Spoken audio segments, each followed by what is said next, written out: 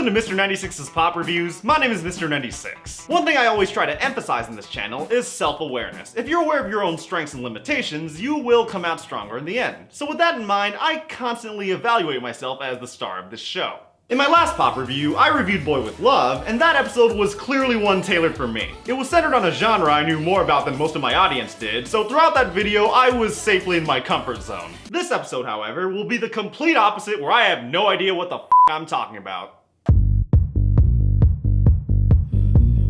Unlike before, where I was the American pop critic with the K-pop edge, today I am stepping into new territory by looking at an artist I'm not familiar with and a genre I can't properly decipher. Gather around as we begin a new series within a series I like to call Mr. 96 Talking Way Out of His Depth. One of the reasons I was initially hesitant to do a Billie Eilish episode was not because I felt a certain way about her music, but because, well, everyone seems to feel a certain way about her music. And what I mean by that is every critic and fan online will have some lengthy think piece or analysis on why Billie Eilish is a genius artiste and so on. Everyone seems to know everything about her and her life story, whereas I didn't really recognize her name until maybe last winter. Okay, I do know that her brother's the one who produces most of her songs. Frankly, that's impressive. It's typically hard to find one talented person in a family, let alone two. But when it comes to analyzing her smash hit song Bad Guy, I don't really have an entry point because I don't really have much to say.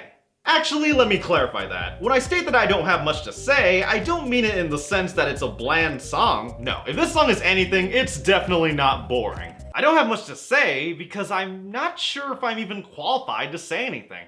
Billie Eilish is one of those critical darlings who broke through with legions of supporters. And this isn't a case of a teen pop artist with rabid fangirls or fanboys. No, this is someone who has the backing of young fans and the snooty music critics. So basically, I have zero excuse to ignore her at this point. It would be one thing if she were a superstar from some niche genre, but honestly, I don't think she even has a genre. Really, what do you even call this? It's not pop, yet I can't quite call this hip-hop either. The only thing I can come up with is that it's some kind of alternative pop that's so alternative, not even Marshmello can suck the personality out of her. As a result, reviewing a Billie Eilish song is going to be a tough task. If I like it, will I just be mindlessly following the hip crowd? And if I don't like it, does that make me too stupid to understand this song's utter genius? Many of my relatives love Billie Eilish, so I am walking on eggshells. But I'm just gonna take this song bit by bit. What do we got? White shirt, now red, my bloody nose. That's neat. The vocal layering does a nice job of complementing her soft voice with an eerie vibe, which I believe is her intent. I've criticized songs in the past for being too dark and morose, but being dark is not a bad thing. If you want to be dark, you have to be interesting first. And I'm 110% sure she will inspire legions of imitators in the 2020s. So you're a tough guy, like you really rough guy. I have to admit, she does a nice job of utilizing dark modern beats in a unique way without rehashing the standard trap formula. At the very least, I wouldn't confuse her for anyone else. I'm the bad guy. Duh. Huh, I see. So she's presenting herself as some sort of villain in a matter-of-fact kind of way. I can see how that's appealing. The Boss Bitch song is a tried-and-true formula for popular music, so it stands to reason that this one managed to connect with a large audience. I'm that bad type, make your mama sad type, make your girlfriend mad type, might seduce your dad type. Yeah, she's that boss queen who's gonna wreck your— wait a minute. What was that line again? I'm that bad type, make your mama sad type, make your girlfriend mad type, might seduce your dad type. What is even the purpose of this song? Just to make sure, this is supposed to be some kind of dark, twisted version of the bad bitch female pop song, right? If so, it's doing its job of making me uneasy, considering she's having sex with my dad while she's 17. Not only is she 17, but she looks 17. So no amount of mental gymnastics can make me avoid this fact. Make your girlfriend mad type, might seduce your dad type. And considering the song pauses on that part, it's clearly something she's ready to highlight, not just some throwaway line. It's like she's intentionally trying to make me feel uncomfortable, which— wait a minute. Maybe that's the point! My traditional pop mind sees it as something to feel awkward by, but what if that's the genius behind the song? It makes you feel odd in order to highlight how she's an odd personality. It's certainly a possibility, but then again, maybe this is me just giving the benefit of the doubt to someone everyone heralds as a child prodigy, which is warranted, but it's starting to get tiring.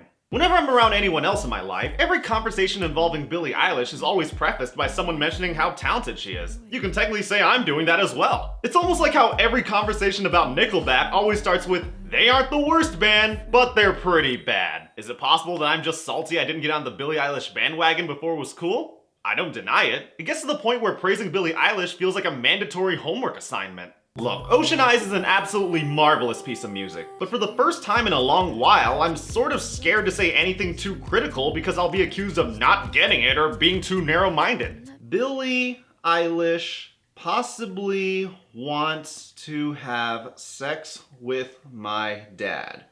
Hashtag whoa. Then again, just looking at the album, I'd rather have My Strange Addiction be the smash hit, or Bury a Friend, or When the Party's Over. Hold on a second. I think I'm starting to get it. For all this time, I thought I was missing something and risked getting my music critic card revoked, but maybe Bad Guy is actually one of those singles that somehow got popular enough to become mainstream even though die-hard fans prefer higher quality tracks from the album. It's probably that. Bad Guy is fine, I guess. It's not something that's particularly deep or insightful, but it's got a unique vibe that gives it this undeniable appeal. I really like that last third that sounds completely different from the rest of the track, but I also feel like the song could have benefited from being more weird. It's a song I don't mind when I hear it on the radio, but at the same time, I can't totally say I love it. So I'm gonna give this a low 7 out of 10. But then again, since everyone's a Billie Eilish expert, I'm probably 3000% wrong because I'm an uncultured idiot who doesn't realize that this is the most groundbreaking song ever. I don't know.